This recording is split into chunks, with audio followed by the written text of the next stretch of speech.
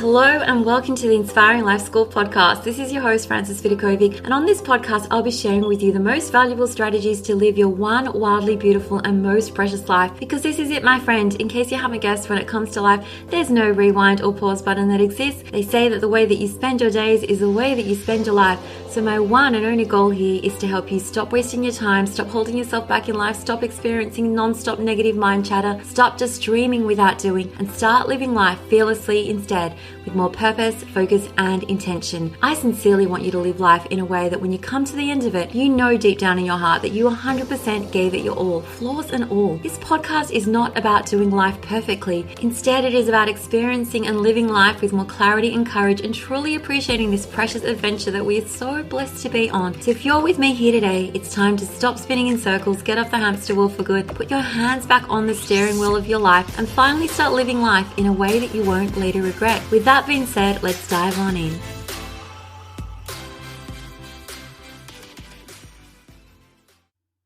Hello, my friend, and welcome to the Inspiring Life School podcast. I'm your host, Frances Vidakovic, and today's episode is all about a topic that I've wanted to speak about for a while. So at first, I thought, I should just write a little post about this idea. And then I thought, no, I've got to go a little bit deeper. It needs to be an email. Until I actually landed on this, like recording a quick, short and sweet episode on the topic of simply be a good person. Now, the reason that I wanted to chat about it here with you on the Inspiring Life School podcast is because I know that sometimes I give you this impression that I value action and productivity and anything that goes along with chasing your dreams and your goals and so on. And of course, as a life coach, I do highly rate those things. And I genuinely want to applaud you, celebrate all your achievements every time you face your fears and every time you turn your ideas into reality. But I don't want you to ever think that that's the thing that's on the top of my list of the things that I admire about people or even what I personally work towards as a goal myself. Instead, on the top of my list is probably the most simple and yet powerful goal that we can ever set for ourselves, and that is to simply be a good person. Yes, that is my first and most important goal that I ever set for myself, just to be a good person. Now you may be wondering, what does that even mean? What does it mean to be a good person? Well, really, it's whatever you consider a good person to be.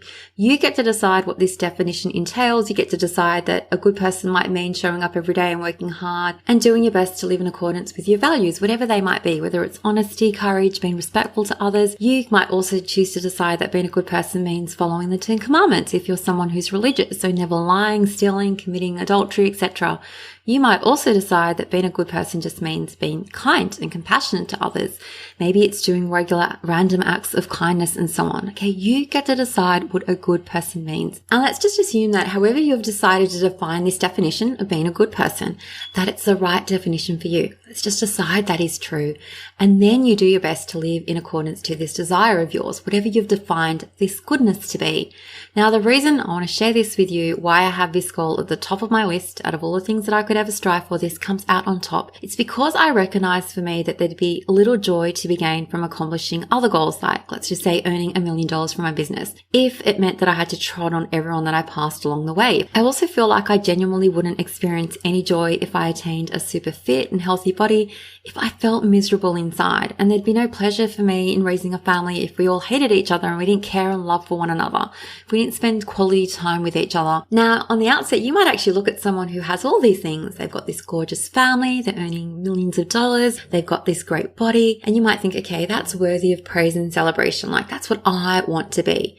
But would you really want to have that if you weren't showing up as a good person each day? Would you really want to have that if you're feeling miserable and unhappy inside? And I just want to share with you something here, and I know I've spoken about it often on the podcast, but I wanted to share how much my time living in this little island village in Croatia, the village where both my parents were born, the deep impact it had on me, especially now, like as a life coach, encouraging you to live a life that you absolutely love. I will always be the first person to encourage you to do more and have more and be more, but never, never, never at the expense of your happiness.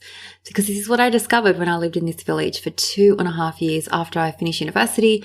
And I speak about this experience often. Okay, the people in this village, like my grandparents and friends and relatives, they didn't really have careers. They didn't have these big fat bank accounts. They never probably had even set a goal in their entire life. And yet they were good people. They were happy. And that to me was really indicative of true success. They helped each other out. They shared their gifts. They built this strong community that made them feel rich. Okay. Even though by definition, they didn't have a lot of material possessions and you might not have defined them to be rich. I knew that deep down they were. What they really had was things that money can't buy. They had love. They had each other. They created memories every day. They lived fully, deeply, each day with purpose and kindness. And I swear, after experiencing that for myself, I walked away from that island thinking, yes, while having goals is great. And I can't help but set goals for myself. The best and most impactful goal that you could possibly ever set for yourself is to simply be a good person. And what does this entail? It's just be good. Be good to your parents. Be good to your partner. Be good to your kids. Be good to strangers, to your friends. Be good to everyone. And I know that is such an ambivalent word. I mean, how do you actually define the word good? And the best answer I have to this question is you just decide. You decide what that means. And if you're smart enough to be listening to me here on this podcast, and I really think that you are smart enough to work out what a good person looks like to you, not to anyone else. Okay, we're not fussed about what other people are thinking. All I care is what you think being a good person is. And take the moment now just to answer that question. What does that look like to you? And I encourage you to take away all the shoulds and have tos from this definition. Okay, it's not a quiz. I don't want you to be judging yourself ooh, if I was really good, I'd be doing this. I'd be like Mother Teresa, and yet I'm not doing that, so I must be bad, okay? I want you once and for all just to take this idea off the table, okay? It's a no judgment zone. And when you take the time to really think about this idea of what a good person looks like, I want you to remember that this good person is also human. So for someone to say that a good person should never swear or get angry, I mean, is that really true? Is it possible that a good person can be just like another normal human being, experiencing both positive and negative emotions each day, and that by being good, maybe all we need to do is say sorry when we hurt someone else? Maybe it simply involves us doing our best not to hurt them again in the future, or genuinely apologizing when we feel called to do so. Maybe it's admitting when we're wrong, admitting when we make mistakes, and we're all going to make mistakes. And I know for me, being a good person, I'm just going to come up with some ideas off the top of my head.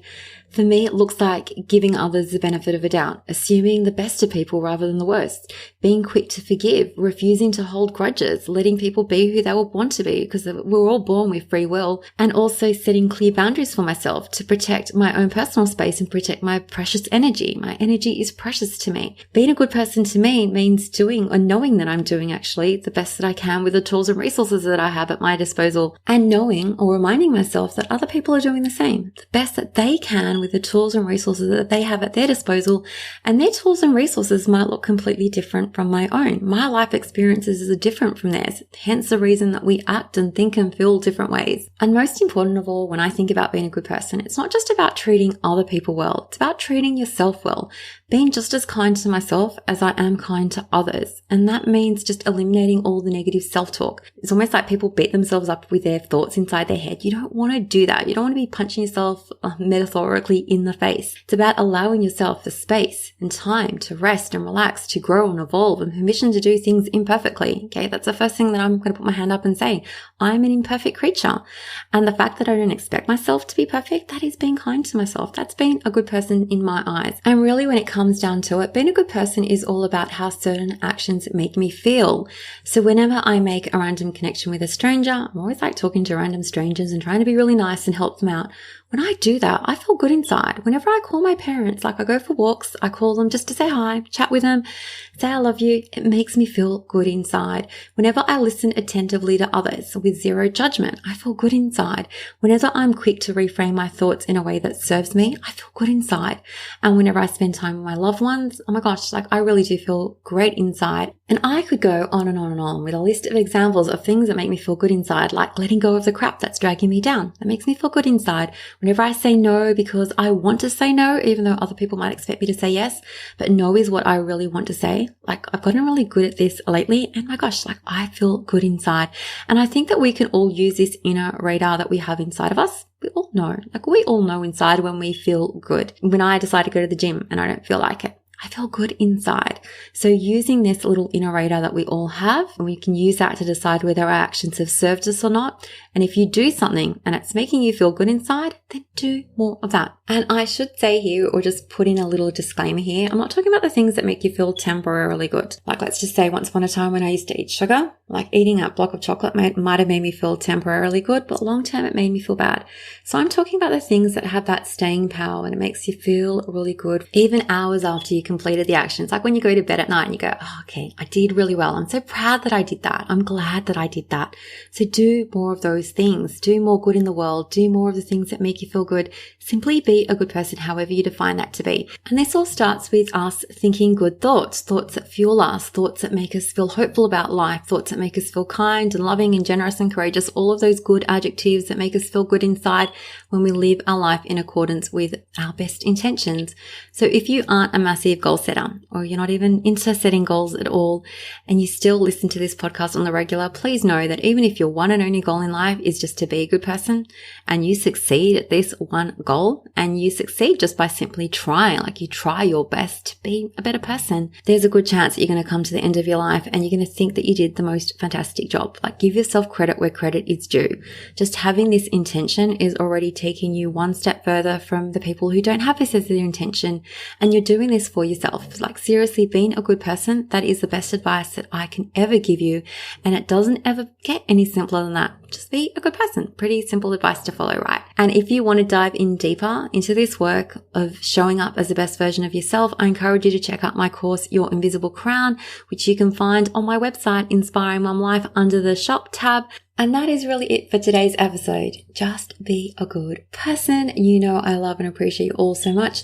And until next time, much love. I can't wait to catch up with you on the next episode, my friend. Take care.